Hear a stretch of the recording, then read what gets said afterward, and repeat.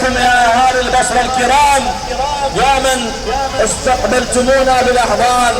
استقبلتم موكب أهالي ناحية الشيخ سعد المؤسس لهذه المسيرة العظيمة للسنة 20 على التوالي، ونحن وإياكم إن شاء الله الملتقى عند الإمام غدا في موعدنا الكبير،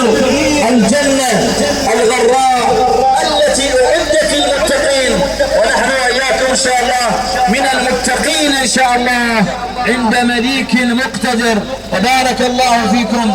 وحياكم الله وسلامة أمركم إن شاء الله بحق محمد وآل محمد.